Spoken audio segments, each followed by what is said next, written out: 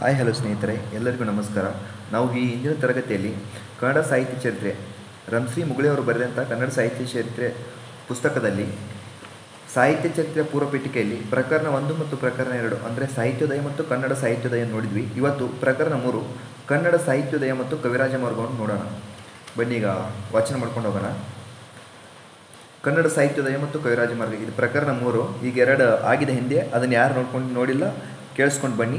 ಆಮೇಲೆ ಪ್ರಕರಣ 3 ಕೇಳಿಸ್ಕೊಳ್ಳಿ, ಯಾಕಂದರೆ ಇದು ತುಂಬ ಹೆಲ್ಪ್ ಆಗುತ್ತೆ.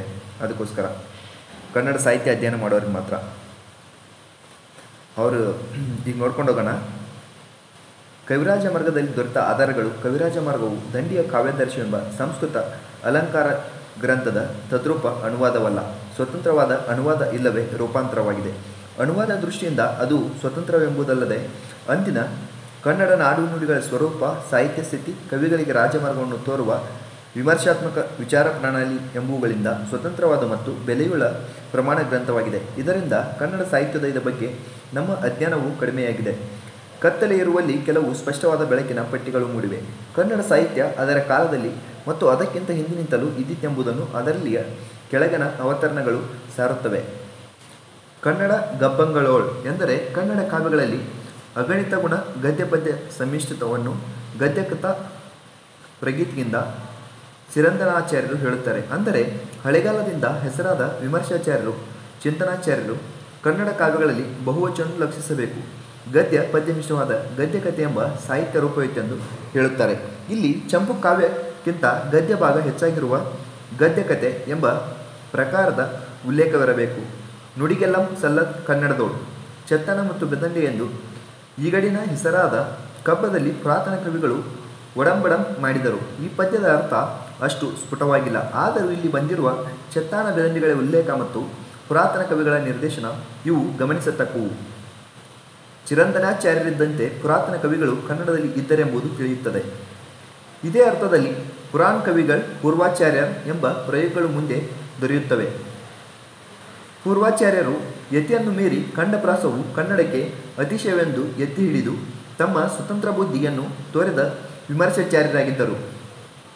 ಕವಿ ಋಷಭರ ಪ್ರಯೋಗಗಳಂ ಪೂರ್ವಕಾವ್ಯ ರಚನೆಗಳಂ ಪರಮ ಕವಿ ಪ್ರಧಾನರ್ ಕಾವ್ಯಂಗಳ್ ಪುರಾಣ ಕಾವ್ಯ ಪ್ರಯೋಗದೊಳ್ ಬಗೆಯ ನೋಡಿ ಪುರಾಣ ಕವಿ ಪ್ರಭು ಪ್ರಯೋಗ ವಿಲ ಸದ್ಗುಣೋದಯಂ.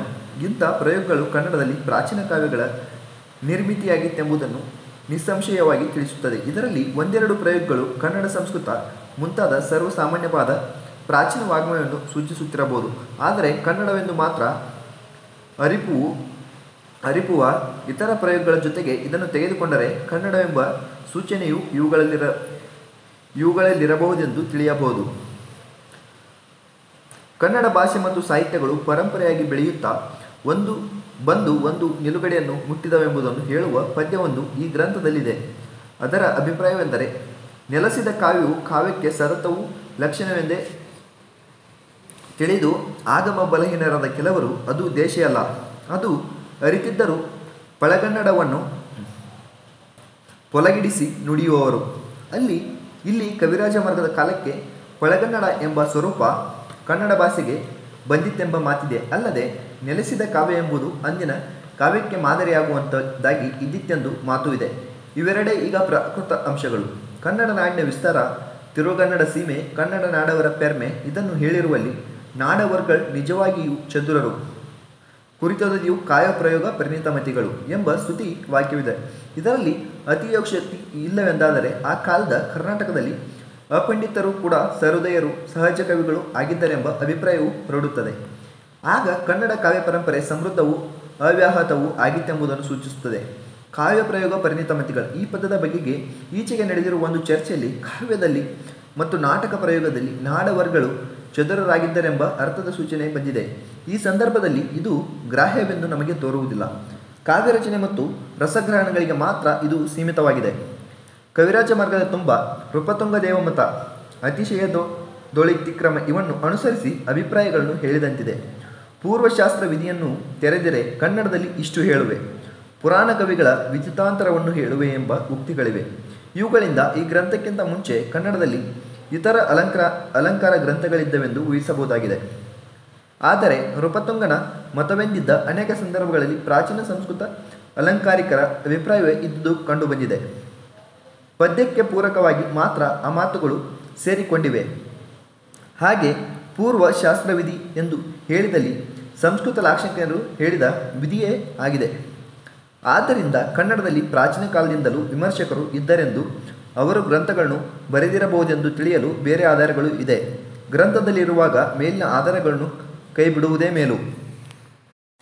ಕವಿರಾಜ ಮಾರ್ಗದಲ್ಲಿ ಸಂಸ್ಕೃತ ಗದ್ಯ ಪದ್ಯಗಳಲ್ಲಿಯ ಕವಿ ಕಾವ್ಯಗಳನ್ನು ಹೇಳಿದ ಮೇಲೆ ಕನ್ನಡ ಗದ್ಯ ಪದ್ಯ ಕವಿಗಳ ಹಲವು ಹೆಸರುಗಳನ್ನು ಕೊಡಲಾಗಿದೆ. ಕನ್ನಡ ಸಾಹಿತ್ಯದ ಸಮೃದ್ಧತೆಯನ್ನು ಪ್ರಾಚೀನತೆಯನ್ನು ತೋರಿಸಲು ಆ ಆಧಾರಗಳು ಬಹಳ ಸಹಾಯಕವಾಗಿವೆ. ವಿಮಲೋದಯ, ನಾಗಾರ್ಜುನ, ಜಯಬಂಧು, ದುರ್ವಿನೀತಾದಿಗಳು ಈ ಕ್ರಮದೊಳ್ ನೆಗಳ್ಚೆ, ಗದ್ಯಶ್ಯಮ, ಪದ ಗುರುತಾ ಪ್ರತೀತಿಯಂ ಕೊಂಡರ್ ಎಂಬಲ್ಲಿ ಕನ್ನಡದ ಪ್ರಸಿದ್ಧ ಗದ್ಯಕಾರರ ಹೆಸರುಗಳಿವೆ. ಕನ್ನಡ ಗಬ್ಬಗಳಲ್ಲಿ ಚಿಂತನಾಚಾರ್ಯರು ಹೇಳಿದ ಅಗಣಿತ ಗುಣದ ಗದ್ಯಕಥೆಯ ಉಲ್ಲೇಖ, ಎಲ್ಲ ಕಲೆ, ಭಾಷೆ, ಲೋಕ, ಶಾಸ್ತ್ರ ಮುಂತಾದರ ವರ್ಣನೆಯುಳ್ಳ ವಸ್ತು ವಿಸ್ತಾರವನ್ನು ಅರಿಯದಂದಿನ ಗ್ರಂಥ ರಚನೆ ಆಗದೆಂಬ ಉಕ್ತಿ ಇವು ಈ ಹಿಂದಿನ ಪದ್ಯಗಳಲ್ಲಿರುವುದನ್ನು ನೆನೆದರೆ ಈ ಕನ್ನಡ ಗದ್ಯಕಾರರು ಸಾಮಾನ್ಯರಲ್ಲ ಎಂದು ಹಿಂದಿನಿಂದಲೂ ಪ್ರಖ್ಯಾತರಾದವರೆಂದು ತಿಳಿಯುತ್ತದೆ. ಇಷ್ಟೆಲ್ಲ ಹೇಳಿಯೂ ಇವರ ಗ್ರಂಥಗಳಾವು ಎಂಬುದನ್ನು ಇಲ್ಲಿ ಹೇಳಿಲ್ಲ. ಬೇರೆ ಕಡೆಯಿಂದ ಒಬ್ಬಿಬ್ಬರ ವಿಷಯ ತಿಳಿಯುತ್ತದೆ. ಇವರಲ್ಲಿ ಯಾರ ಗ್ರಂಥಗಳು ದೊರೆಯದಿರುವುದು ಕನ್ನಡ ಸಾಹಿತ್ಯಕ್ಕೆ ಹಾನಿಯೇ ಸರಿ. ಇವರ ಬಗ್ಗೆ ತಿಳಿದ ಕೆಲವು ಅಂಶಗಳನ್ನು ಗ್ರಹಿಸಬಹುದು. ವಿಮಲ, ಉದಯ ಇವರಿಬ್ಬರ ಬೇರೆ ಬೇರೆ. ವಿಮಲನು 777ರಲ್ಲಿ ಇದ್ದ ವಿಮಲಚಂದ್ರ ಎಂಬ ಗುರುವಾಗಿರಬಹುದು. ಉದಯನ್ಯಾರೋ ಗೊತ್ತಿಲ್ಲ ಎಂದು ಕವಿಚರಿತಕಾರರು ಹೇಳಿದ್ದಾರೆ. ಈ ವಿಮಲನು ಪ್ರಶ್ನೋತ್ತರ ರತ್ನಮಾಲಿ ಎಂಬ ಸಂಸ್ಕೃತ ಕವಿತೆಯ ಕರ್ತೃವಾದ ವಿಮಲ ನಾಗಿರಲಾರನೆಂದು ಅವರ ಮತ. ಆದರೆ ವಿಮಲೋದಯ ಒಂದೇ ಹೆಸರೆಂದು ಪ್ರಶ್ನೋತ್ತರ ರತ್ನಮಾಲಿಕೆಯ ಕರ್ತನೆ ಅವನೆಂದು ಗೋವಿಂದ ಪೈಗಳು ಹೇಳಿದ್ದಾರೆ. ಯಾಕೆಂದರೆ ಈ ಕವಿತೆಯ ತಿಬೇಟ ಭಾಷೆಯ ಅನುವಾದದಲ್ಲಿ ರಚಯಿತನ ಹೆಸರು ಅಮೋಘೋದಯ ಎಂದಿದೆ. ಈ ಕವಿತೆಯನ್ನು ನೃಪತುಂಗನೇ ಬರೆದಿರಬಹುದೆನ್ನಲಿಕ್ಕೆ ಆಧಾರವಿದೆ. ಆದರೆ ಅದನ್ನು ಅಲ್ಲಗೆಳೆಯುವುದಕ್ಕೂ ಆಧಾರವಿದೆ. ಅದೇನೇ ಇದ್ದರೂ ಕನ್ನಡದಲ್ಲಿ ವಿಮಲೋದಯನು ಬರೆದ ಗ್ರಂಥವಾವು ಎಂಬ ಬಗ್ಗೆ ನಾವು ಇನ್ನೂ ಚೋದ್ಯ ಪಡುವ ಸ್ಥಿತಿಯಲ್ಲೇ ಇದ್ದೀವಿ. ನಾಗಾರ್ಜುನ ಎಂಬ ಹೆಸರು ಕ್ರಿಸ್ತಶಕ 2ರಿಂದ ಮುಂದೆ ಹಲವಾರು ಸಂದರ್ಭಗಳಲ್ಲಿ ಬರುತ್ತದೆ. ಬೌದ್ಧ, ಜೈನ ಈ ಎರಡೂ ಮತದ ಗ್ರಂಥಕಾರರಿಗೆ ಈ ಹೆಸರಿಡುವಂತೆ ತಿಳಿದು ಬಂದಿದೆ. ಪೂಜ್ಯಪಾದನ ಸೋದರಳಿಯನಾದ ನಾಗಾರ್ಜುನ ಎಂಬುವನು ವೈದ್ಯಶಾಸ್ತ್ರದಲ್ಲಿ ಮಹಾನಿಪುಣನಾಗಿ ರಸವಾದದಲ್ಲಿ ನುರಿತು ಬೆಟ್ಟಗಳನ್ನೆಲ್ಲ ಬಂಗಾರ ಮಾಡುತ್ತಿದ್ದನಂತೆ. ನಾಗಾರ್ಜುನ ಕಕ್ಷಪುಟ ಎಂಬ ವೈದ್ಯ ಗ್ರಂಥವು ದೊರೆಯುತ್ತದೆ. ಇಲ್ಲಿಯ ನಾಗಾರ್ಜುನನು ಅವನೇ ಇರುವ ಸಂಭವವಿದೆ. ಆದರೆ ಅವನ ಕನ್ನಡ ಗ್ರಂಥ ಯಾವುದೋ ಗೊತ್ತಿಲ್ಲ. ಜಯಬಂಧು ಯಾರೆಂಬುದು ತಿಳಿದೇ ಇಲ್ಲ. ಜಯಬಂಧುನಂದನ ಸೂಪಶಾಸ್ತ್ರವೆಂಬುದು ಪ್ರತ್ಯೇಕ ಗ್ರಂಥವೆಂದು ಕವಿಚರಿತಕಾರರು ಭಾವಿಸಿದ್ದು ಸರಿಯಲ್ಲ. ಅದು ಚಾವುಂಡರಾಯನ ಲೋಕೋಪಕಾರ ಎಂಬ ಗ್ರಂಥದಲ್ಲಿಯ 8ನೆಯ ಆಶ್ವಾಸವೆಂದು ತಿಳಿದು ಬಂದಿದೆ. ಜಯಬಂಧು ನಂದನ ಇದು ಚಾವುಂಡರಾಯನು ತನ್ನ ಪದ್ಯಗಳ ಕೊನೆಯಲ್ಲಿ ಉಪಯೋಗಿಸಿದ ಶಿಲ್ಪಕಲ್ಪ, ಧ್ರುವ, ಬುಧೈಕಾಶ್ರಿಯ ಮುಂತಾದ ಅಂಕಿತಗಳಲ್ಲಿ ಒಂದಾಗಿ ಅವನಿಗೆ ಆಶ್ರಯ ಕೊಟ್ಟ ದೊರೆಯ ಹೆಸರಾಗಿರಬೇಕು.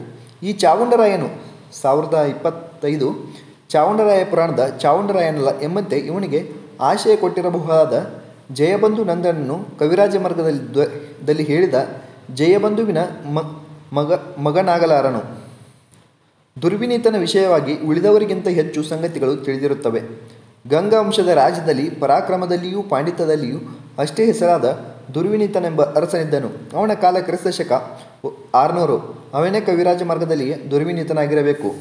ಗಂಗ ಶಾಸನಗಳಲ್ಲಿ ಅವನ ಬಹುವಿಧವಾದ ಪಾಂಡಿತ್ಯ ಪ್ರಭೇದಗಳ ವರ್ಣನೆಯಲ್ಲದೆ ಅವನು ರಚಿಸಿದ ಹಲವು ಗ್ರಂಥಗಳ ಸ್ಪಷ್ಟವಾದ ಉಲ್ಲೇಖವಿದೆ. ವಿಶೇಷವಾಗಿ ಅನೇಕ ಕಾವ್ಯ, ಕಥಾನಾಟಕ, ಪ್ರಣಯನ, ಪ್ರರೂಢ ಪಾಠವೇನ ಎಂದು ಮೊದಲಾದ ಅವನ ಸ್ತುತಿಯನ್ನು ಗಮನಿಸಬೇಕು. ಜೊತೆಗೆ ಸಂಸ್ಕೃತ ಕವಿಯಾದ ಭಾರವಿಯ ಕಿರಾತಾರ್ಜುನೀಯ ಕಾವ್ಯದ 15ನೇ ಸರ್ಗದ ಟೀಕಾಕಾರದ ಬೃಹತ್ ಕಥೆಯನ್ನು ಸಂಸ್ಕೃತದಲ್ಲಿ ರಚಿಸಿದನು. ಶಬ್ದಾವತಾರಕಾರ ಎಂದು ಅವನನ್ನು ವರ್ಣಿಸಲಾಗಿದೆ. ಅವಂತಿ ಸುಂದರಿ ಕಥಾಸಾರದಿಂದ ಭಾರವಿ ದುರ್ವಿನೀತನ ಆಸ್ಥಾನದಲ್ಲಿದ್ದನೆಂದು ತಿಳಿಯುತ್ತದೆ. ಅದೇ ಸಮಯಕ್ಕೆ ಶಬ್ದಾಲಂಕಾರದ ವಿವಿಧ ಪ್ರಭೇದಗಳಿಗೆ ಉದಾಹರಣೆಯಾಗಿ ಬರೆದಂತಿದ್ದ ಕಿರಾತಾರ್ಜುನೀಯದ 15ನೇ ಸರ್ಗಕ್ಕೆ ಟೀಕೆಯನ್ನು ಬರೆದು ದುರ್ವಿನೀತನು ತನ್ನ ನೈಪುಣ್ಯವನ್ನು ತೋರಿರಬೇಕು. ಈ ಟೀಕೆ ನಿಸ್ಸಂಶಯವಾಗಿ ಕನ್ನಡದಲ್ಲಿ ಇರಬೇಕೆಂದು ರೈಸರು ಹೇಳಿದ್ದಾರೆ. ನಿಸ್ಸಂಶಯವಾಗಿ ಎಂದು ನಾವು ಹೇಳುವಂತಿಲ್ಲ. ಸಂಸ್ಕೃತದಲ್ಲಿ ಇದ್ದಿರಬಹುದೆಂಬ ಸಂಶಯಕ್ಕೆ ಹೆಚ್ಚು ಆಸ್ಪದವಿದೆ. ಅವನು ಗುಣಾಢ್ಯನ ಬೃಹತ್ ಕಥೆಯನ್ನು ಪೈಶಾಚಿ ಭಾಷೆಯಿಂದ ಸಂಸ್ಕೃತಿಗೆ ಅನುವಾದಿಸಿದ್ದು ಬಹುದೊಡ್ಡ ಸಾಹಿತ್ಯ ಕಾರ್ಯ. ಅದು ಬುಧಸ್ವಾಮಿ ಕ್ರಿಸ್ತಶಕ 800ರಲ್ಲಿದ್ದವರು, ಕ್ಷೇಮೇಂದ್ರ ಕ್ರಿಸ್ತಶಕ 1100 ಮತ್ತು ಸೋಮದೇವ ಕ್ರಿಸ್ತಶಕ 1100 ಇವರಿಗಿಂತ ಪ್ರಾಚೀನವಾದ ಮೊದಲನೇ ಅನುವಾದವಾಗಿದೆ. ಅದು ದೊರೆಯದೇ ಇದ್ದುದು ಸಂಸ್ಕೃತ ವಾಗ್ಮಯಕ್ಕೆ ದೊಡ್ಡ ನಷ್ಟವೇ ಸರಿ. ಕನ್ನಡ ಗದ್ಯಕಾರನೆಂದು ಹೆಸರಾದ ದುರ್ವಿನೀತನು ಈ ಬೃಹತ್ ಕಥೆಯನ್ನು ಒಡ್ಡಕಥ ಎಂಬ ಹೆಸರಿನಲ್ಲಿ ಕನ್ನಡೀಕರಿಸಬೇಕೆಂದು ಪಂಚತಂತ್ರ ಕಥೆಗಳ ಮೂಲ ಪರಂಪರೆ ದಕ್ಷಿಣದಲ್ಲಿಯೇ ಆರಂಭವಾಯಿತೆಂದು ಎಂಬ ಒಂದು ವ್ಯಕ್ತವಾಗಿದೆ. ಇದಕ್ಕೆ ಪ್ರಬಲವಾದ ಆಧಾರವೇನೂ ಇಲ್ಲ. ಹೆಬ್ಬೂರು ಶಾಸನದ ಸರಿಪಡಿಸಿದ ಪಾಠ ದೇವಭಾರತಿಬದ್ಧ ಬೃಹತ್ ಕಥಾ ಎಂದಿದ್ದರೆ, ಗುಮ್ಮರೆಡ್ಡಿಪುರದ ಶಾಸನ ಪಾಠ ದೇವಭಾರತಿನಿ ಬದ್ಧ ಒಡ್ಡಕಥೆನ ಎಂದಿದೆ. ಎರಡನೇ ಪಾಠದಲ್ಲಿರುವ ಒಡ್ಡಕಥೆ ಎಂಬ ಪ್ರಯೋಗದಿಂದ ಮಾತ್ರ ಅದು ಕನ್ನಡ ಕೃತಿಯಾಗಿರಬೇಕೆಂದು ಹೇಳಲಾಗದು. ಗುಣಾಢ್ಯನಿಂದ ಉದಯಿಸಿದ ಬಂದ ವಸುಭಾಗಭಟ್ಟನ ಪಂಚತಂತ್ರ ಪರಂಪರೆ ದುರ್ಗಸಿಂಹನ ಪಂಚತಂತ್ರದಿಂದ ತಿಳಿದ ಮೇರೆಗೆ ಜೈನಪರವಾದ ಅಂಶಗಳಿಂದ ಕೂಡಿದ್ದಾಗಿ ದಕ್ಷಿಣದಲ್ಲಿ ತಲೆದೋರಿತು ಎಂದು ಇತರ ಆಧಾರಗಳಿಂದ ಹೇಳಬಹುದಾದರೆ ಮೇಲಿನ ಊಹೆಗೆ ಸಂಭವನೀಯತೆ ಬರುತ್ತದೆ. ತಮಿಳಿನ ಪೇರುಂಗತೈಯಲ್ಲಿರುವ ದಾಕ್ಷಿಣಾತ್ಯ ಸಂಪ್ರದಾಯದ ಅಂಶಗಳು ಭಾಸನ ಒಂದೆರಡು ನಾಟಕಗಳ ಕಥಾವಸ್ತು ಮತ್ತು ಭೋಜನ ಶೃಂಗಾರ ಪ್ರಕಾಶದಲ್ಲಿಯ ಕೆಲವು ಉಲ್ಲೇಖಗಳು ಇವುಗಳಿಂದ ದಕ್ಷಿಣದಲ್ಲಿ ದುರ್ವಿನೀತಿನಿಂದ ಪ್ರಣೀತವಾದ ಬೃಹತ್ ಕಥೆಯ ಪರಂಪರೆಯೊಂದಿರಬೇಕೆಂದು ವಿ ರಾಘವನ್ ಸೂಚಿಸಿದ್ದಾರೆ. ಶಬ್ದಾವತಾರ ಇದು ಅವನ ಮೂರನೆಯ ಗ್ರಂಥ. ಇದು ವ್ಯಾಕರಣ ಗ್ರಂಥ ಎಂಬುದು ಸ್ಪಷ್ಟ. ಯಾವ ಭಾಷೆಯಲ್ಲಿ ಬರೆದುದು ಎಂಬುದು ತಿಳಿದಿಲ್ಲ. ಇದು ಪಾಣಿನಿಯ ವ್ಯಾಕರಣದ ಟೀಕೆ ಎಂದು ಒಂದು ಅಭಿಪ್ರಾಯವಿದೆ. ಇವನ ಗುರುಗಳು ಸುಪ್ರಸಿದ್ಧ ವ್ಯಾಕರಣ ಪಂಡಿತರೂ ಆದ ಪೂಜ್ಯಪಾದರು. ಶಬ್ದಾವತಾರವೆಂಬ ಪಾಣಿನಿ ಸೂತ್ರ ವೃತ್ತಿಯನ್ನು ಜೈನೇಂದ್ರ ವ್ಯಾಕರಣವನ್ನು ರಚಿಸಿದರು. ಈ ಟೀಕೆಗೆ ವಿವರಣೆಯಾಗಿ ದುರ್ವಿನೀತನು ಇನ್ನೊಂದು ಟೀಕೆಯನ್ನು ಸಂಸ್ಕೃತದಲ್ಲಿ ಬರೆದನೋ ಇಲ್ಲವೇ ಕನ್ನಡದಲ್ಲಿ ಬರೆದನೋ ಎಂಬುದು ತಿಳಿಯದಾಗಿದೆ. ಗ್ರಾಂಥಿಕ ಭಾಷೆಯಾಗಿ ಬೆಳೆಯತೊಡಗಿದ್ದ ಕನ್ನಡ ನುಡಿಗೆ ಅಗತ್ಯವಾದ ಒಂದು ವ್ಯಾಕರಣ ಗ್ರಂಥವೆಂದು ಕನ್ನಡದಲ್ಲಿ ಅದನ್ನವನು ಬರೆದಿರಬಹುದೇ ಎಂದು ಪ್ರಶ್ನೆ. ಈ ಪ್ರಶ್ನೆಗೆ ಉತ್ತರ ಅನುಕೂಲವಾದರೆ ಶಾಸನಗಳಲ್ಲಿ ಹೇಳಲಾದ ಅವನ 3 ಗ್ರಂಥಗಳಲ್ಲಿ ಶಬ್ದಾವತಾರವೊಂದು ಮಾತ್ರ ಕನ್ನಡ ಗ್ರಂಥವಾಗುತ್ತದೆ. ಈ ಎಲ್ಲ ಗದ್ಯಕಾರರ ಕನ್ನಡ ಗ್ರಂಥಗಳ ವಿಷಯವಾಗಿ ಏನೂ ನಿಶ್ಚಿತವಾಗಿ ತಿಳಿಯದೆ ಹೋದರೂ ಅವರಲ್ಲಿ ಒಬ್ಬನಾದ ದುರ್ವಿನೀತನು 6ನೇ ಶತಮಾನದ ಗಂಗರಾಜನಾಗಿದ್ದು ಸ್ವತಃ ಬಹುಶ್ರುತನು, ಸಂಸ್ಕೃತ ಕನ್ನಡ ಗ್ರಂಥಕಾರನು, ಕವಿಗಳಿಗೆ ಆಶಯದಾತನು ಆಗಿ ಹೆಸರು ಪಡೆದನೆಂಬ ಸಂಗತಿ ಕನ್ನಡ ಸಾಹಿತ್ಯ ಚರಿತ್ರೆಯ ಆರಂಭ ಕಾಲದ ನಿರೂಪಣೆಯಲ್ಲಿ ನೆನೆಯತಕ್ಕದ್ದಾಗಿದೆ. ಪದ್ಯಕಾರರಲ್ಲಿ ಪರಮಶ್ರೀ ವಿಜಯ, ಕವೀಶ್ವರ, ಪಂಡಿತ, ಚಂದ್ರ, ಲೋಕಪಾಲಾದಿಗಳನ್ನು ಕವಿರಾಜ ಮಾರ್ಗವು ಉಲ್ಲೇಖಿಸಿದೆ. ಅವರ ನಿರತಿಶಯ ವಸ್ತು ವಿಸ್ತರಣ ರವಿತಿ ರಚನೆ ಲಕ್ಷ್ಯಂ ತದಾದ್ಯ ಕಾವ್ಯಕ್ಕೆಂದು ಎಂದರೆ ಅವರ ವಿಸ್ತಾರವಾದ ಕಾವ್ಯಬಂಧವು ಅವರ ಶ್ರೇಷ್ಠ ಅಥವಾ ಪ್ರಾಚೀನ ಕಾವ್ಯಕ್ಕೆ ಉದಾಹರಣೆ ಇಲ್ಲವೇ ಗುರುತು ಆಗಿದೆ ಎಂದರ್ಥ. ಗದ್ಯಕಾರರಂತೆ ಈ ಪದ್ಯಕಾರರು ಸಣ್ಣ ಪುಟ್ಟ ಕವಿಗಳಲ್ಲವೆಂದು ಮಹಾಕಾವ್ಯ ರಚನೆಯಿಂದ ಶ್ರೇಷ್ಠತ್ವವನ್ನು ಪಡೆಯದವರೆಂದು ಧ್ವನಿತವಾಗುತ್ತದೆ. ಇದರಲ್ಲಿ ಶ್ರೀ ವಿಜಯನ ಉಲ್ಲೇಖ ಕವಿರಾಜ ಮಾರ್ಗದ 3 ಪರಿಚ್ಛೇದ ಕೊನೆಗಳಲ್ಲಿ ಬರುತ್ತದೆ. ಅವನೇ ಈ ಗ್ರಂಥವನ್ನು ಬರೆದವನೆಂದು ತಿಳಿಯಲು ಸಾಕಾಗುವಷ್ಟು ಆಧಾರವಿದೆ. ಆದರೆ ಶ್ರೇಷ್ಠ ಕವಿಗಳ ಸಾಲಿನಲ್ಲಿ ತನ್ನ ಹೆಸರನ್ನೇ ತಾನು ಅದರಲ್ಲಿಯೂ ಮೊದಲನೆಯದಾಗಿ ಗ್ರಂಥಕರ್ತನು ಹೇಳಲಾರನು. ಮುಂದಿನ ಕಾಲದ ಉಲ್ಲೇಖಗಳಲ್ಲಿ ಶ್ರೀ ವಿಜಯರ್ ಕವಿರಾಜ ಮಾರ್ಗ ಎಂಬುದು ದುರ್ಗಸಿಂಹನು ಅದರ ಪೂರ್ವಕವಾಗಿ ಹೇಳಿದ್ದು ನೋಡಿದರೆ ಕವಿರಾಜ ಮಾರ್ಗ ಎಂಬ ಲಕ್ಷಣ ಗ್ರಂಥವನ್ನು ಹಳಗಾಲದ ಶ್ರೀ ವಿಜಯನು ಬರೆದಿರಬೇಕು. ಅದನ್ನೇ ಕವಿರಾಜ ಮಾರ್ಗ ಎಂದು ವಿಸ್ತಾರಗೊಳಿಸಿ ಕವೀಶ್ವರನೊಬ್ಬನನ್ನು ನೃಪತುಂಗನ ಸಭಾಸದನಾಗಿ ರಚಿಸಿದನೆಂಬ ಅಭಿಪ್ರಾಯ ಹುಟ್ಟಿತು. ಚಂದ್ರಪ್ರಭ ಪುರಾಣವನ್ನು ಚಂಪುವಾಗಿ ಬರೆದ ಶ್ರೀ ವಿಜಯನನ್ನು ಮುಂದಿನ ಒಬ್ಬಿಬ್ಬರು ಬಣ್ಣಿಸಿದ್ದಾರೆ. ಕವಿರಾಜ ಮಾರ್ಗದಲ್ಲಿ ಹೇಳಲಾದ ಶ್ರೀ ವಿಜಯನೇ ಆ ಪುರಾಣಕಾರನು ಇರಬಹುದೇ ಎಂಬ ಪ್ರಶ್ನೆಯೂ ತಲೆ ಎತ್ತುತ್ತದೆ. ಅವನೇ ಇವನು ಎಂದು ನೃಪತುಂಗನ ಹೆಸರಿನಲ್ಲಿ ಕವಿರಾಜ ಮಾರ್ಗವನ್ನು ಬರೆದನೆಂದು ಕವಿಚರಿತ್ರಕಾರರು ಊಹಿಸಿದ್ದಾರೆ. ಈ ವಿಷಯದ ವಿಸ್ತೃತ ಚರ್ಚೆ ಇಲ್ಲಿ ಪ್ರಕೃತವಲ್ಲ. ಆದರೆ ಇನ್ನೂ ಪ್ರಾಚೀನವಾದ ಶ್ರೀ ವಿಜಯನೆಂಬ ಗ್ರಂಥಕಾರನಿದ್ದನೆಂದು ತಿಳಿಯುವವರೆಗೆ ಕವಿರಾಜ ಮಾರ್ಗಕಾರನೇ ಶ್ರೀ ವಿಜಯನೆಂದು ನಮಗೆ ತೋರುತ್ತದೆ. ಅವನೇ ಚಂದ್ರಪ್ರಭ ಪುರಾಣವನ್ನು ಬರೆದನೆಂಬುದು ಮಾತ್ರ ಅಷ್ಟು ಖಚಿತವಲ್ಲ. ಆತ್ಮಸ್ತುತಿಯ ದೋಷಕ್ಕೆ ಶ್ರೀ ವಿಜಯನು ಗುರಿಯಾಗುವುದಿಲ್ಲ ಎಂದರೆ ಅದಕ್ಕೆ ಪಕ್ಕಾಗದ ಕನ್ನಡ ಕವಿಗಳನ್ನು ಬೆರಳಿನಿಂದ ಎಣಿಸಬೇಕಾಗುತ್ತದೆ. ತನ್ನ ಹೆಸರನ್ನು ಮೊದಲನೆಯದಾಗಿ ಇಟ್ಟು ತಾನೇ ಕವಿರಾಜ ಮಾರ್ಗದ ಕರ್ತೃ ಎಂಬುದನ್ನು ಸೂಚಿಸುವುದು ಅವನ ಉದ್ದೇಶವಾಗಿರಬಹುದು. ಕವಿರಾಜ ಮಾರ್ಗದ ಬಗ್ಗೆ ಮುಂದೆ ಬರೆಯುವ ಪ್ರಕರಣದಲ್ಲಿ ಈ ಅಭಿಪ್ರಾಯವನ್ನು ವಿಷದಗೊಳಿಸಲಾಗುವುದು. ಕವೀಶ್ವರ ಎಂಬುದು ಬೇರೊಬ್ಬ ಕವಿಯ ಬಿರುದು. ಕವಿರಾಜ ಮಾರ್ಗದ ಕರ್ತೃ ಅವನೇ ಎಂದು ಒಂದಿಲ್ಲೊಂದು ಬಗೆಯಲ್ಲಿ ಹಲವಾರು ಅಭಿಪ್ರಾಯಪಟ್ಟಿದ್ದಾರೆ. ಆದರೆ ನಮಗೆ ಶ್ರೀವಿಜಯ ಕವೀಶ್ವರ ಇದೊಂದೇ ಪದವಾಗಿ ಇರಬಹುದೆಂದು ತೋರುತ್ತದೆ. ವಿಜಯ ಕವೀಂದ್ರ ಎಂದು ಚಂದ್ರಪ್ರಭಾ ಸಾಂಗತ್ಯದಲ್ಲಿ ದೊಡ್ಡಯ್ಯನು ಕರೆದಿದ್ದನ್ನು ನೆನೆಯಬೇಕು. ಹಾಗಿರದಿದ್ದರೆ ಕವೀಶ್ವರ ಎಂಬ ಬಿರುದಿನ ಬೇರೊಬ್ಬ ಕವಿ ಇರಬೇಕು.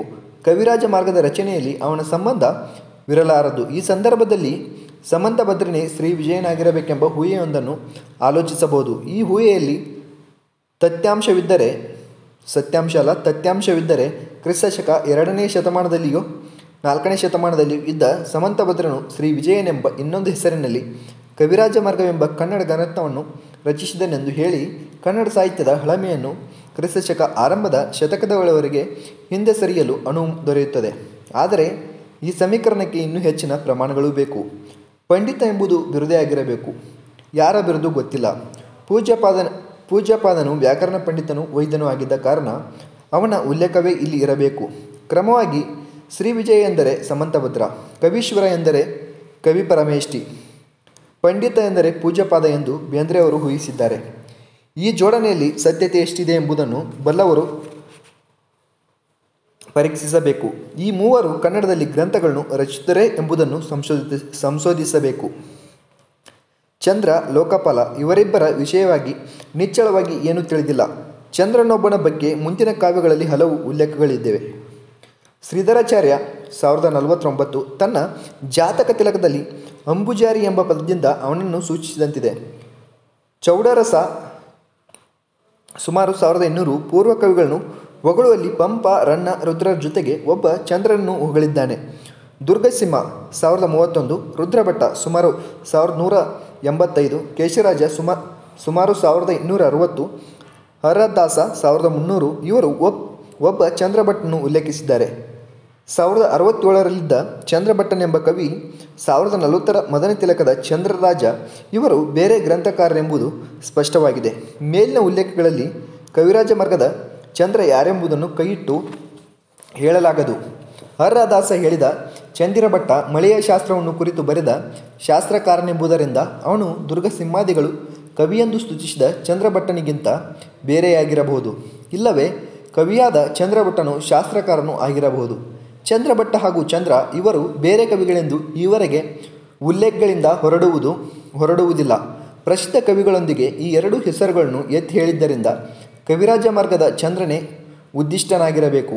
ದುರ್ಗಸಿಂಹನ ಅಂದರೆ 1031ರಲ್ಲಿ ಬರುವಂತನು ಉಲ್ಲೇಖದಿಂದ ಅದಕ್ಕಿಂತ ಹಿಂದೆ ಪ್ರಸಿದ್ಧಿಯನ್ನು ಪಡೆದ ಚಂದ್ರ ಇಲ್ಲವೇ ಚಂದ್ರಭಟ್ಟ 9 ಇಲ್ಲವೇ 10ನೇ ಶತಮಾನದಲ್ಲಿ ಇದ್ದವನಾಗಬೇಕಾಗುತ್ತದೆ. ಅದಕ್ಕಿಂತ ಹಿಂದೆಯೂ ಇದ್ದಿರಬಹುದು. ಈ ಚಂದ್ರಕವಿ ಭಾಗವತ ಧರ್ಮದ ಬೋಧನೆಯುಳ್ಳ ಬ್ರಾಹ್ಮಣ ಕಾವ್ಯದ ಪ್ರಾರಂಭ ಮಾಡಿದನು. ಇವನ ಸ್ಮರಣವನ್ನು ದುರ್ಗಸಿಂಹ ಮೊದಲಾದ ಶೈವ ವೈಷ್ಣವ ಕವಿಗಳು ತಪ್ಪದೇ ಮಾಡಿದ್ದಾರೆ. ಪ್ರಮುಖ ಜೈನ ಕವಿಗಳು ಮಾಡಿಲ್ಲ. ವೈದಿಕವೆಂದುಕೊಂಡ ಬ್ರಾಹ್ಮಣರು 5-6ನೇ ಶತಮಾನದಲ್ಲಿಯೇ ಕನ್ನಡ ಭಾಷೆಯ ಸ್ವೀಕಾರ ಮಾಡಿದರು ಎಂದು ಮುಂತಾಗಿ ಬೇಂದ್ರೆಯವರು ಹೊಸ ಊಹೆಯನ್ನು ಮಾಡಿದ್ದಾರೆ. ಈ ಊಹೆಯನ್ನು ವಿಮರ್ಶಿಸುವಲ್ಲಿ ಚಂದ್ರ ಇಲ್ಲವೇ ಚಂದ್ರಭಟ್ಟನು ಬ್ರಾಹ್ಮಣ ಕವಿ ಎಂದೇನೋ ತೋರುತ್ತದೆ. ಆದರೆ ವೈದಿಕ ಬ್ರಾಹ್ಮಣನೋ ಜೈನ ಬ್ರಾಹ್ಮಣನೋ ತಿಳಿಯದು. ವಿಪ್ರಕುಲೋತ್ತಮನು ಜೈನನು ಆದ ಶ್ರೀಧರಾಚಾರ್ಯನು ತನ್ನನ್ನು ಹೊಗಳಿಕೊಳ್ಳುವಾಗ ಇಳಾದೇವಾನ್ವಯ ಅಬ್ದಿ ಅಂಬುಜಾರಿ ನಿಬಂ ಎಂದರೆ ಬ್ರಾಹ್ಮಣ ವಂಶ ಸಮುದ್ರಕ್ಕೆ ಚಂದ್ರನಂತೆ ಇದ್ದವನು ಎನ್ನುತ್ತಾನೆ. ಇದರಿಂದ ಜೈನ ಬ್ರಾಹ್ಮಣನಾದ ಚಂದ್ರನಿಗೆ ತಾನು ಸಮಾನ ಎಂದು ಹೇಳಿದಂತಾಗಲಿಲ್ಲವೇ? ಅವನ ಇದೇ ಪದ್ಯದಲ್ಲಿ ಸೂಚಿಸಿದ ಉಳಿದೆಲ್ಲರೂ ಪ್ರಾಯಶಃ ಜೈನ ಕವಿಗಳೇ ಆಗಿದ್ದಾರೆ. ಬ್ರಾಹ್ಮಣ ಎಂಬ ಅಂಶದಲ್ಲಿ ಮಾತ್ರ ಅವನಿಗೂ ಚಂದ್ರನಿಗೂ ಹೋಲಿಕೆ ಇತ್ತೆಂದು ಹೇಳಬಹುದು. ಆದರೆ ಸಂದರ್ಭವು ನಮಗೆ ಹೆಚ್ಚಿನ ಹೋಲಿಕೆಯನ್ನು ಸೂಚಿಸುವಂತೆ ತೋರುತ್ತದೆ. ಶ್ರೀಧರಾಚಾರ್ಯ, ಕೇಶಿರಾಜ ಇವರು ಶಾಸ್ತ್ರಕಾರರಲ್ಲದೆ ಒಳ್ಳೆಯ ಕವಿಗಳು ಆಗಿದ್ದರು. ಚಂದ್ರಭಟ್ಟ ವೈದಿಕ ಬ್ರಾಹ್ಮಣ ಕವಿಯೆಂದು ತಿಳಿದರೂ ಅವನನ್ನು ಜೈನರಾದ ಅವರು ನುತಿಸಿದ್ದಾರೆ. ಇಲ್ಲಿ ನುತಿಸಿದ್ದಾರೆ ಅಂತ ಕೊಟ್ಟಿದ್ದಾರೆ, ಸ್ತುತಿಸಿದ್ದಾರೆ, ಪ್ರಮಾಣವಾಗಿ ಭಾವಿಸಿದ್ದಾರೆ ಎಂಬುದನ್ನು ನೆನೆಯಬೇಕು. ಪ್ರಮುಖ ಜೈನ ಕವಿಗಳು ಚಂದ್ರನನ್ನು ಉಲ್ಲೇಖಿಸದೆ ಇರುವಂತೆ ಬೇರೆ ಕೆಲವು ಪ್ರಖ್ಯಾತ ಜೈನ ಕವಿಗಳನ್ನು ಉಲ್ಲೇಖಿಸಿಲ್ಲ. ಅವರಲ್ಲಿ ಕೆಲವರು ತಮ್ಮ ಪೂರ್ವಿಕರ ಹೆಸರನ್ನೇ ಹೇಳಿಲ್ಲ. ಈ ಯುಕ್ತಿವಾದದಿಂದ ಯಾವುದೂ ಸಿದ್ಧವಾಗಲಿಕ್ಕಿಲ್ಲ. ಇನ್ನು ದುರ್ಗಸಿಂಹ ಮುಂತಾದ ಬ್ರಾಹ್ಮಣ ಕವಿಗಳು ಸಾಮಾನ್ಯವಾಗಿ ಜೈನ ಕವಿಗಳ ಜೊತೆಗೆ ಚಂದ್ರನನ್ನು ಹೊಗಳಿದ್ದಾರೆ. ಅವರು ತಮ್ಮಂತೆ ವೈದಿಕ ಪರಂಪರೆಯ ಕವಿ ಎಂಬುದನ್ನು ಎಲ್ಲಿಯೂ ಸ್ಪಷ್ಟಪಡಿಸಿಲ್ಲ. ಇದರಿಂದ ಚಂದ್ರನ ಮತವನ್ನು ನಿರ್ಧಾರವಾಗಿ ಹೇಳುವಂತಿಲ್ಲ. ಎಂದ ಮೇಲೆ ಬ್ರಾಹ್ಮಣ ಕಾವ್ಯದ ಉದಯವು ಕ್ರಿಸ್ತಶಕ 5-6ನೇ ಶತಮಾನದಲ್ಲಿ ಆಗಿರಬೇಕೆಂಬುದು ನಮ್ಮ ದೃಷ್ಟಿಯಲ್ಲಿ ನಿರ್ಣಯಕ್ಕೆ ಬಾರದ ವಿಷಯವಾಗುತ್ತದೆ. ಕವಿರಾಜ ಮಾರ್ಗದಲ್ಲಿ ಗ್ರಂಥಕಾರರ ಹೆಸರುಗಳಲ್ಲದೆ ಕೆಲವು ಗ್ರಂಥಗಳಿಂದ ಅವತರಣವಾಗಿ ಎತ್ತಿದ ಲಕ್ಷ್ಯ ಪದ್ಯಗಳಿವೆ ಎಂಬ ಅಭಿಪ್ರಾಯವು ಅಲ್ಲಲ್ಲಿ ವ್ಯಕ್ತವಾಗಿದೆ. ಆ ಅವತರಣಗಳಲ್ಲಿ ಮುಖ್ಯವಾಗಿ ಯಾವುದೋ ಒಂದು ಕನ್ನಡ ರಾಮಾಯಣದಿಂದ ತೆಗೆದುಕೊಂಡುವೆಂದು ಹೇಳಲಾದ 11-12ನೇ ಪದ್ಯಗಳಿವೆ. ಇವೆಲ್ಲವೂ ಯಾವ ಸಂಸ್ಕೃತ ಮೂಲದಲ್ಲಿಯೂ ದೊರೆಯದ ಸ್ವತಂತ್ರ ಪದ್ಯಗಳಾಗಿವೆ. ಕೆಲವು ಕಡೆಗೆ ಲಕ್ಷಣವು ಕನ್ನಡಕ್ಕೆ ವಿಶಿಷ್ಟವಾಗಿ ಸ್ವತಂತ್ರವಾಗಿರುವಂತೆ ಲಕ್ಷ್ಯವು ಸ್ವತಂತ್ರವಾಗಿದೆ. ಹನುಮಂತ ರಾಮನನ್ನು ಕಂಡ ಸಂದರ್ಭ, ಸೀತೆಯನ್ನು ಅಶೋಕವನದೊಳಗೆ ಕಂಡ ಪ್ರಸಂಗ ಮುಂತಾದವು ಈ ಪದ್ಯಗಳಲ್ಲಿ ವಿಷಯವಾಗಿವೆ. ಸಾಮಾನ್ಯವಾಗಿ ಇವನ್ನೆಲ್ಲ ಹಳೆಯ ಒಂದು ರಾಮಾಯಣ ಗ್ರಂಥದಿಂದ ಅವತರಿಸಿಕೊಂಡಿರಬಹುದೆನ್ನಲು ಅಡ್ಡಿಯಿಲ್ಲ. ಬೇರೆ ಕೆಲವು ಸ್ವತಂತ್ರ ಲಕ್ಷಣ ಪದ್ಯಗಳಾಗಿ ಕವಿರಾಜ ಮಾರಕನು ತಾನೇ ಯಾಕೆ ಅವನ್ನು ಬರೆದಿರಬಾರದು ಎಂದು ಹೇಳಲಾಗಿದೆ. ಈ ಹೇಳಿಕೆ ಸ್ವಾಭಾವಿಕವಾಗಿದೆ. ಕನ್ನಡ ಲಾಕ್ಷಣಿಕರು ಯಾವಾಗಲೂ ಬೇರೆ ಕಾವ್ಯಗಳಿಂದಲೇ ಲಕ್ಷ್ಯ ಪದ್ಯಗಳನ್ನು ಉದ್ಧರಿಸಿದ್ದಾರೆ ಎನ್ನುವಂತಿಲ್ಲ. ಕವಿರಾಜ ಮಾರಕನು ಮೂಲದ ಭಾಷಾಂತರದೊಡನೆ ವ್ಯತ್ಯಾಸಪೂರ್ವಕವಾದ ಅನುವಾದ ವಿಸ್ತಾರಗಳನ್ನು ಮಾಡಿದ್ದಾನೆ. ಅಲ್ಲದೆ ಸ್ವತಂತ್ರ ಹಾಗೂ ಉದ್ದತ ಲಕ್ಷಣಗಳನ್ನು ಕೊಟ್ಟಿದ್ದಾನೆ. ಆದರೆ ರಾಮಾಯಣಕ್ಕೆ ಸಂಬಂಧಪಟ್ಟ ಅನೇಕ ಲಕ್ಷ್ಯ ಪದ್ಯಗಳಲ್ಲಿ ಸಂಸ್ಕೃತ ಸಮಾಸ ಪ್ರಚುರನಾದ ಶೈಲಿಯ ಏಕರೂಪತೆ ಇದೆ. ಕವಿರಾಜ ಮಾರ್ಗದ ಶೈಲಿಗಿಂತ ಈ ಶೈಲಿ ಭಿನ್ನವಾಗಿ ತೋರುತ್ತದೆ. ಗ್ರಂಥದ ಮಧ್ಯಭಾಗದಿಂದ ಎತ್ತಿಕೊಂಡ ಪದ್ಯಗಳ ಸ್ವರೂಪವು ಕೆಲವಕ್ಕೆ ಇದೆ. ಉದಾಹರಣೆಗೆ ಜನವಿನುತನ ನಗ ನನುಪಮ ಅಣು ನುನ ಯ ಪರ ನರ ಸುನಿಸು ನೆನೆನೆನೆದು ಮನೋಜನಿತ ಮುದನ ನಿತ ನಿತಲನ ನಯನ ನನೃತ ವಚನ ಪ್ರಪಂಚ ಒಣಿಂತಿರೆ ನುಡಿದಂ. ಸಂದರ್ಭ ತಿಳಿಯದೆ ಈ ಪದ್ಯದ ಸಂಪೂರ್ಣ ಅರ್ಥವಾಗದು. ಆದರೆ 3ನೇ ಪರಿಚ್ಛೇದದಲ್ಲಿ 3 ಪದ್ಯಗಳು ಮಾತ್ರ 2ರಲ್ಲಿಯ ಅಷ್ಟು ಸಂಸ್ಕೃತ ಪ್ರಚುರವಾಗಿಲ್ಲ. ವೀರ ಅದ್ಭುತ ರೌದ್ರರಸಗಳ ಉದಾಹರಣೆಗೆಂದು ಕವಿರಾಜ ಮಾರ್ಕರನ್ನು ಉದ್ದೇಶಪೂರ್ವಕವಾಗಿ ರಚಿಸಿದಂತಿದೆ. ಒಟ್ಟಿನಲ್ಲಿ ಈ ಪದ್ಯಗಳ ಹೆಚ್ಚು ಭಾಗವನ್ನಂತೂ ಜೈನ ರಾಮಾನುಜರಿಂದ ತೆಗೆದುಕೊಂಡಿರಬೇಕೆನ್ನಲು 293ರಲ್ಲಿ ಲಕ್ಷಣವನ್ನು ಲಕ್ಷ್ಮೀಧರ ಎಂಬ ಹೆಸರಿನಿಂದ ಕರೆದುದು ಮುಖ್ಯ ಕಾರಣವಾಗಿದೆ. ಅಲ್ಲದೆ ಅವನನ್ನು ಅದೇ ಪದ್ಯದಲ್ಲಿ ರಘುಕುಲ ಲಾಮ ಎಂದಿದೆ. ಮಾತ್ರವಲ್ಲದೆ ರಾವನ್ನು ಅವನನ್ನೇ ತಾಗಿ ಕಾದಿದವನೆಂಬ ವರ್ಣನೆ ಸ್ವಾಭಾಭಿಪ್ರಾಯವಾಗಿದೆ. ಜೈನ ರಾಮಾಯಣದಲ್ಲಿ ಯುದ್ಧಶೂರನಾದ ರಾವಣನು ಕೊಂದವನು ರಾಮನಲ್ಲ, ಲಕ್ಷ್ಮಣ. ಇದು 2:38-44ರಲ್ಲಿ ಅಣುವ ಎಂಬುದನ್ನು ಹನುಮಂತನನ್ನು ಕುರಿತು ಬಳಸಿದ್ದು. 2:130ರಲ್ಲಿ ತಾರಾದಿ ವಿಜಯೋದಯ ಎಂಬ ಪ್ರಯೋಗ. ಇವು ಜೈನ ರಾಮಾಯಣಕ್ಕೆ ವಿಶಿಷ್ಟವೆಂದು ತಿಳಿಯಲಾಗಿದೆ. ಇತರ ಪದ್ಯಗಳಲ್ಲಿ ವಾಲ್ಮೀಕಿ ರಾಮಾಯಣಕ್ಕೂ ಜೈನ ರಾಮಾಯಣಕ್ಕೂ ಸಮಾನವಾದ ಸನ್ನಿವೇಶಗಳಿವೆ. ಹಾಗೆ ನೋಡಿದರೆ 2:38ರಲ್ಲಿ ಇಂದ್ರನಿಗೆ ಶತಮುಖ 100 ಯಜ್ಞ ಮಾಡಿದವನು ಎಂಬುದು ವ್ಯುತ್ಪತ್ತಿಯಲ್ಲಿ ಜೈನ ರಾಮಾಯಣಕ್ಕೆ ಸರಿ ಹೋಗದು. ಇದರಿಂದ ಜೈನ ರಾಮಾಯಣದ ಪರಂಪರೆಯನ್ನು ಒಟ್ಟಿನಲ್ಲಿ ಅನುಸರಿಸಿಯೂ ಕೆಲಮಟ್ಟಿಗೆ ವಾಲ್ಮೀಕಿ ರಾಮಾಯಣದ ಪ್ರಭಾವಕ್ಕೆ ಒಳಗಾದ ಕವಿ ಬರೆದ ಜೈನ ರಾಮಾಯಣವೊಂದು ಇದ್ದಿರಬಹುದೆಂದು ಭಾಸವಾಗುತ್ತದೆ. ಈ ರಾಮಾಯಣ ಯಾವಾಗ ಯಾರಿಂದ ರಚಿತವಾಯಿತು? ಅದು ಸಮಗ್ರವಾಗಿ ಕಂದ್ಯ ಪದ್ಯದಲ್ಲಿ ಇದ್ದಿತ್ತೋ, ಕಂದವೃತ್ತ ವಚನಗಳುಳ್ಳ ಚಂಪು ರೂಪದಲ್ಲಿ ಇದ್ದಿತ್ತೋ? ಈ ಮುಂತಾದ ಪ್ರಶ್ನೆಗಳಿಗೆ ಯಾವ ಉತ್ತರವೂ ಈಗ ದೊರೆಯುವಂತಿಲ್ಲ. ಈಚೆಗೆ ದೊರೆತು ಪ್ರಕಟವಾಗಿರುವ ನಾಗವರ್ಮನ ವರ್ಧಮಾನ ಪುರಾಣದಲ್ಲಿ ಶ್ರೀ ವಿಜಯನೆಂಬ ರವಿ ರಘುವಂಶ ಮಹಾಪುರಾಣವನ್ನು ರಚಿಸಿದನೆಂಬ ಉಲ್ಲೇಖವಿದೆ. ಈ ಶ್ರೀ ವಿಜಯನು ಯಾರು, ಯಾವ ಕಾಲದವನು ಎಂಬುದನ್ನು ತಿಳಿದು ಬಂದಿಲ್ಲ.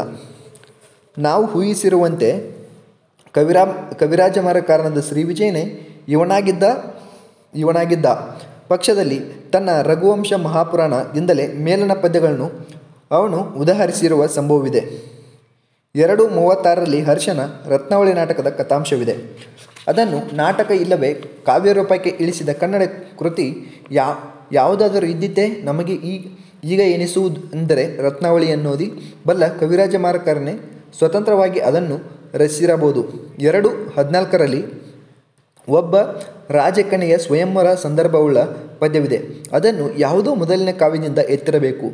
ಚಪಲಧ್ವಜ ಎಂದರೆ ಅರ್ಜುನ ಎಂದಾದರೆ ಅದು ಹಿಂದೆ ಇದ್ದ ಕನ್ನಡ ಭಾರತ ಒಂದರಿಂದ ತೆಗೆದುಕೊಂಡ ಪದ್ಯವಾಗಿರಬಹುದು. ಶೃಂಗಾರ, ನಿಸರ್ಗ ಮೊದಲಾದ ವಿಷಯಗಳನ್ನು ಕುರಿತಾದ ಅನೇಕ ಸ್ವತಂತ್ರ ಪದ್ಯಗಳು ಅಲ್ಲಲ್ಲಿ ಕಂಡುಬರುತ್ತವೆ. ಇದಲ್ಲದೆ ರಾಜವರ್ಣನೆಯೊಂದಿಗೆ ರಾಜನೀತಿಯನ್ನು, ಜೀವನ ವಿವೇಕವನ್ನು ತಿಳಿದು ಹೇಳುವ ಸ್ವತಂತ್ರ ಪದ್ಯಗಳಿವೆ. ಇವುಗಳಲ್ಲಿ ಹಲವು ನಿಶ್ಚಿತವಾಗಿ ಕವಿಕೃತವಾಗಿವೆ. ಉಳಿದವುಗಳಲ್ಲಿ ಕವಿಕೃತವಾದ್ದು ಯಾವುವು, ಹಳೆಯ ಕನ್ನಡ ಕಾವ್ಯಗಳಿಂದ ತೆಗೆದುಕೊಂಡವು ಯಾವುವು ಎಂಬುದನ್ನು ನಿರ್ಧರಿಸುವುದು ಸುಲಭವಲ್ಲ. ಆದರೆ ಕವಿರಾಜ ಮಾರ್ಗವು ಪುರಾಣ ಕವಿ ಪ್ರಭುಗಳ ಪ್ರಯೋಗಗಳನ್ನು ಬಗೆದು ನೋಡಿ ಸಮಯದ ಒಂದು ಕಾವ್ಯವೊಂದು 2ನೇ ಪರಿಚ್ಛೇದದ ಕೊನೆಯ ಪದ್ಯದಲ್ಲಿ ಹೇಳಿದ ಕಾರಣ ಅವುಗಳಲ್ಲಿ ಕೆಲವನ್ನು ಇದರಲ್ಲಿ ಬಳಸಲಾಗಿದೆ ಎಂಬ ಬಗ್ಗೆ ಸಂಶಯಕ್ಕೆ ಆಸ್ಪದವಿಲ್ಲ. ಈ ಎಲ್ಲ ವಿವೇಚನೆಯಿಂದ ಕವಿರಾಜ ಮಾರ್ಗಕ್ಕಿಂತ ಮೊದಲು ಕನ್ನಡದಲ್ಲಿ ಸಾಕಷ್ಟು ಸಾಹಿತ್ಯ ಸೃಷ್ಟಿಯಾಯಿತೆಂದು 4-5ನೇ ಶತಮಾನಗಳ ಹಿಂದಿನಿಂದ ಅದು ಪರಂಪರೆಯಾಗಿ ಬೆಳೆಯುತ್ತಿರಬೇಕೆಂದು ಊಹಿಸಲು ಅವಕಾಶವಿದೆ. ಕವಿರಾಜ ಮಾರ್ಗದಲ್ಲಿಯ ಛಂದಸ್ಸು, ಪ್ರಾಸಯೋಜನೆ, ಭಾಷಾಶೈಲಿ ಇವುಗಳ ಸೂಕ್ಷ್ಮವಾದ ಅಭ್ಯಾಸದಿಂದ ಅದಕ್ಕಿಂತ ಮುಂಚೆ ಕನ್ನಡವು ಹಳೆಯದಾಗಿ ಬೆಳೆದು ಬಂದ ವರ್ಧಮಾನ ಸ್ಥಿತಿಯಲ್ಲಿತ್ತೆಂದು ತಿಳಿಯಲು ಎಡೆಯಿದೆ. ಇದರಲ್ಲಿಯ 300ರಿಂದ 170ರಲ್ಲಿದ್ದ ವಮಕಾರಗಳ ಪ್ರಾಸವಿದೆ. ಇದು ನೃಪತುಂಗನ ಸ್ವಯಂಕೃತ ಪದ್ಯವಲ್ಲವೆಂದು ಹಳೆಯ ಕೃತಿಯಿಂದ ಉದ್ಧರಿಸಿದ್ದೆಂದು ಗೋವಿಂದ ಪೈರವರು ಅಭಿಪ್ರಾಯಪಟ್ಟಿದ್ದಾರೆ. ಆದರೆ ಇದು ಕಾವ್ಯದರ್ಶದ ಮೂಲ ಪದ್ಯವನ್ನು ಸ್ವಲ್ಪ ವ್ಯತ್ಯಾಸಗೊಳಿಸಿ ಕವಿರಾಜ ಮಾರ್ಗಕಾರನು ಮಾಡಿದ ಅನುವಾದವಾಗಿರುವ ಸಂಭವ ಹೆಚ್ಚಿದೆ. ಅದೇನೇ ಇರಲಿ, ಪೈ ಅವರು ವಾದ ಸರಣಿಯ ಮೇರೆಗೆ ಪಂಪ, ನಾಗಚಂದ್ರ ಮುಂತಾದವರಲ್ಲಿ ಇದೇ ಮ ಪ್ರಾಸಗಳ ಕ್ವಚಿತ್ ಪ್ರಯೋಗಗಳು ದೊರೆತಿವೆ. ಕವಿರಾಜ ಮಾರ್ಗದಲ್ಲಿ ಹೇಳಿದ ಪ್ರಾಸ ನಿಯಮಗಳಲ್ಲಿ ಇದಕ್ಕೆ ಸ್ಥಾನವಿಲ್ಲ, ಹಿಂದೆಯೂ ಇದ್ದಿರಲಾರದು. ಹೀಗಿದ್ದರೂ ಇಂಥ ಪ್ರಾಸ ಪ್ರಯೋಗಗಳು ತೀರಾ ಹಿಂದಿನ ಒಂದು ಕಾವ್ಯರೂಢಿಯ ಕುರುಹಾಗಿರಬೇಕು. ಕನ್ನಡದಲ್ಲಿ ಮ ಈ ಅಕ್ಷರಗಳಲ್ಲಿ ರೂಪ ಸಾದೃಶ್ಯವು ಇದ್ದಿರಬೇಕು. ಸಂಸ್ಕೃತದಲ್ಲಿ ಇದ್ದಿಲ್ಲ. ಸಂಸ್ಕೃತದ ಪ್ರಭಾವ ಹೆಚ್ಚಿದಂತೆ ಮ ಪ್ರಾಸತ್ಯಾಗವು ಹೆಚ್ಚಿರಬೇಕು. ಈ ಉಷ್ಕ್ರಾಂತಿಗೆ ಹಲವು ಶತಕಗಳು ಗತಿಸಿರಬೇಕು. ಆದ್ದರಿಂದ ಕ್ರಿಸ್ತಶಕ 6ರಿಂದ 7ನೇ ಶತಮಾನದಲ್ಲಿ ಅಥವಾ ಅದರ ಮುಂಚಿನಿಂದಲೂ ಕನ್ನಡ ಸಾಹಿತ್ಯವು ಸಮೃದ್ಧವಾಗಿರಬೇಕೆಂದು ಪೈಯವರು ನಿರ್ಣಯಿಸಿದ್ದಾರೆ. ಮ ಇವುಗಳಲ್ಲಿ ರೂಪ ಸಾದೃಶ್ಯ ಅಲ್ಲವೇ ಉಚ್ಚಾರ ಸ್ವಾಮ್ಯ ಇಲ್ಲವೇ ಸಾಮೀಪ್ಯ ಕನ್ನಡದಲ್ಲಿ ಹಿಂದೆ ಇರಬೇಕು. ಇಂದಿಗೂ ಕೆಲಮಟ್ಟಿಗೆ ಇದೆ. ಯಾಕೆಂದರೆ ವಕಾರವು ಅನುನಾಸಿಕವಿದ್ದಂತೆ ಅನುನಾಸಿಕವೂ ಆಗಿ ಕೆಲವು ಶಬ್ದಗಳಲ್ಲಿವೆ. ಅನುನಾಸಿಕತೆಯ ಮೂಲಕ ಅದು ಪವರ್ಗದ ಅನುನಾಸಿಕವಾದ ಮಕಾರದ ಹತ್ತಿರಕ್ಕೆ ಹೋಗುತ್ತದೆ. ಈ ಕಾರಣದಿಂದ ಮ ಪ್ರಾಸ ಪ್ರಯೋಗಕ್ಕೆ ಅವಕಾಶ ದೊರೆತಿರಬೇಕು. ತೀರಾ ಹಳೆಯ ಜನಪದ ಸಾಹಿತ್ಯದಲ್ಲಿ ಅದು ಕಂಡು ಬಂದಿರಬಹುದು. ಅಂತೆ ಅದರ ಪ್ರಭಾವದಿಂದ ಕ್ವಚಿತ್ತಾಗಿ ಕಾವ್ಯಶಾಸನಗಳಲ್ಲಿ ಕವಿಗಳು ಅದನ್ನು ಬಳಸಿದರು. ಪ್ರಾಸ ನಿಯಮಗಳಲ್ಲಿ ಸ್ಥಾನ ದೊರೆಯುವಷ್ಟು ಅದು ಪ್ರಚುರವಾಗಿರಲಿಲ್ಲ. ಅಚ್ಚಗನ್ನಡದ ಯುಗವೊಂದು ತೀರ ಹಿಂದೆ ಇದ್ದಿತೆಂಬ ಅಭಿಪ್ರಾಯವೂ ವಾದಗ್ರಸ್ತವಾಗಿದೆ. ಈ ಅಭಿಪ್ರಾಯವು ನಮಗೆ ಸಮಂತವಿಲ್ಲ ಎಂಬುದನ್ನು ಹಿಂದೆಯೇ ತಿಳಿಸಿದ್ದೇವೆ. ಆದ್ದರಿಂದ ಈ ಪ್ರಾಸ ವೈಶಿಷ್ಟ್ಯದ ಕಾರಣದಿಂದ ಸಾಹಿತ್ಯದ ಪ್ರಾಚೀನತೆಯನ್ನು ಹಿಂದೊತ್ತುವುದು ಸಾಹಸವಾದೀತು. ಕವಿರಾಜ ಮಾರ್ಗದಲ್ಲಿ ಬಂದ ವ್ಯಾಕರಣ ವಿಷಯಗಳಿಂದ ಅದಕ್ಕೆ ಹಿಂದೆ ವ್ಯಾಕರಣ ಗ್ರಂಥಗಳನ್ನು ಅದಕ್ಕೆ ಪೂರ್ವಭಾವಿಯಾಗಿ ಕನ್ನಡ ಸಾಹಿತ್ಯವು ಇದ್ದಿರಬೇಕು. ಸಂಸ್ಕೃತದಲ್ಲಿ ದೊರೆಯುವ ಕೆಲವು ಅಕ್ಷರ ವೃತ್ತಗಳು ಈ ಗ್ರಂಥದಲ್ಲಿವೆ. ಮುಂದಿನ ಕಾವ್ಯಗಳಲ್ಲಿ ಅವುಗಳ ಪ್ರಯೋಗ ಹೆಚ್ಚಿದೆ. ಇದರಿಂದ ಸಂಸ್ಕೃತದಲ್ಲಿ ವಾಡಿಕೆಯಾದ ವೃತ್ತಗಳನ್ನು ಬಳಸಿದ ಕನ್ನಡ ಕಾವ್ಯದ ಕಾಲವೊಂದು ಆಗಿರಬೇಕು. ವಾಡಿಕೆ ಆಗಿರದ ವೃತ್ತಗಳ ಕಾಲ ಬಳಸಂದಿರಬೇಕು. ಕನ್ನಡದಲ್ಲಿ ಗದ್ಯ ಕಥೆಗಳು, ಬೆದಂಡೆ ಚೆತ್ತನಗಳು ಪುರಾತನ ಕಾಲದಿಂದ ಇದ್ದುವೆಂದು ಹೇಳಿದೆ. ಈ ಎಲ್ಲ ಕಾರಣಗಳಿಂದ 200 ವರ್ಷಗಳಾದರೂ ಮುಂಚಿನಿಂದ ಕನ್ನಡದಲ್ಲಿ ಉತ್ಕೃಷ್ಟವಾದ ಬಹುಮುಖವಾದ ಸಾಹಿತ್ಯವಿದ್ದಿರಬೇಕು ಎಂದು ಗೋವಿಂದ ಪೈಯವರು ಹೇಳಿದ್ದಾರೆ. ಇಲ್ಲಿ ಯುಕ್ತಿವಾದ ನಿರ್ಣಯ ಒಟ್ಟಿನಲ್ಲಿ ಸರಿಯಾಗಿದೆ. ಆದರೆ ವ್ಯಾಕರಣ, ಛಂದಸ್ಸು, ಅಲಂಕಾರ ಇಲ್ಲವೇ ಇವಕ್ಕೆ ಸಂಬಂಧಿಸಿದ ಕನ್ನಡ ಗ್ರಂಥಗಳು ಕವಿರಾಜ ಮಾರ್ಗಕ್ಕಿಂತ ಪೂರ್ವದಲ್ಲಿ ಇದ್ದುವೆಂದು ಎದೆತಟ್ಟಿ ಹೇಳುವಂತಿಲ್ಲ. 9ನೇ ಶತಮಾನದಿಂದಲೇ ಅವುಗಳ ಪ್ರಾರಂಭವಾಗಿರಲೂಬಹುದು. ಆದರೂ ಊಹೆಗೆ ತುಸುಮಟ್ಟಿಗೆ ಇಂಬಿದೆ ಎಂಬುದನ್ನು ಒಪ್ಪಬೇಕು. ಗೋವಿಂದ ಪೈಗಳು ಕವಿರಾಜ ಮಾರ್ಗ ಪದ್ಯಗಳಿಂದ ಹಿಂದೆ ಅಲಂಕಾರ ಗ್ರಂಥಗಳಿದ್ದವು ಎಂದು ಸಾಧಿಸಿದ್ದಾರೆ. ಕನ್ನಡದಲ್ಲಿ ಆವರೆಗೆ ಲಕ್ಷಣ ಗ್ರಂಥಗಳೇ ಇದ್ದಿಲ್ಲ ಎಂದು ಮುಳಿಯ ತಿಮ್ಮಪ್ಪಯ್ಯನವರು ನೆಲೆಸಿದ ಕಾವ್ಯಂ ಕಾವ್ಯಕ್ಕೆ ಲಕ್ಷಣಂ ಎಂಬ ಪದ್ಯದಿಂದ ವಾದಿಸಿದ್ದಾರೆ. ಅಲ್ಲದೆ ಕವಿರಾಜ ಮಾರ್ಗಕ್ಕೆ ಹಿಂದೆ ಮಾರ್ಗಾನುಸಾರಿಯಾದ ಗದ್ಯ ಸಾಹಿತ್ಯದ ಮತ್ತು ದೇಶವಾದ ಪದ್ಯ ಸಾಹಿತ್ಯ ಅಥವಾ ಪ್ರಗತಿ ಇಲ್ಲವೇ ಪಾಡುಗಬ್ಬ ಇದ್ದಿತೆಂದು ಮಾರ್ಗಾನುಸಾರವಾದ ಪದ್ಯ ಕಾವ್ಯ ರಚನೆಗೆ ಮಾರ್ಗ ತೋರಿಸಲೆಂದು ಮೊದಲನೆಯ ಲಕ್ಷಣವಾಗಿ ಕವಿರಾಜ ಮಾರ್ಗದ ಉದಯವಾಯಿತೆಂದು ಸಾರಿದ್ದಾರೆ. ಇದು ನಿಜವೇ ಆಗಿದ್ದರೆ ಕವಿರಾಜ ಮಾರ್ಗದಲ್ಲಿ ಉಲ್ಲೇಖಿಸಲಾದ ಪ್ರಸಿದ್ಧ ಪದ್ಯಕಾರರ ಕೃತಿಗಳೆಲ್ಲ ದೇಸಿಗಬ್ಬಗಳೇ ಆಗಿದ್ದು ಎಂಬ ಪ್ರಶ್ನೆ ಹುಟ್ಟುತ್ತದೆ. ಪೂರ್ವಿಕ ಕಾವ್ಯಗಳಿಂದ ಉದ್ಧೃತವಾದ ಪದ್ಯಗಳ ಗತಿಯೇನು? ಅವು ದೇಶವೇ ಅಥವಾ ಮಾರ್ಗವೇ ಎಂಬ ಪ್ರಶ್ನೆಯನ್ನು ಕೇಳಬೇಕಾಗುತ್ತದೆ. ಕವಿರಾಜ ಮಾರ್ಗವು ಮೊದಲನೆಯ ಲಕ್ಷಣ ಗ್ರಂಥವಾಗಿರಬಹುದು, ಆದರೆ ಅದನ್ನು ಸಿದ್ಧಿಸಲು ಆಧಾರವಾಗಿ ಕೊಟ್ಟ ಪದ್ಯದಂತಿಲ್ಲ. ಅದು ಪ್ರೌಢವಾದ ಗದ್ಯ ಪದ್ಯ ಕಾವ್ಯಕ್ಕೆ ಮಾರ್ಗದರ್ಶಿಯಾಗಿರುವಂತೆ ದೇಸಿ ಮಾರ್ಗಗಳ ಪೂರ್ವ ಪರಂಪರೆ ಸಾಕ್ಷಿಯೂ ಆಗಿರುತ್ತದೆ ಎಂದು ನಮ್ಮ ಮತ. ಇವತ್ತಿಗೆ ಮುಗಿತು. ಅಂದರೆ 3ನೇ ಪ್ರಕರಣ ಕನ್ನಡ ಸಾಹಿತ್ಯೋದಯ ಮತ್ತು ಕವಿರಾಜ ಮಾರ್ಗ ಪ್ರಕರಣ ಮುಗಿತು.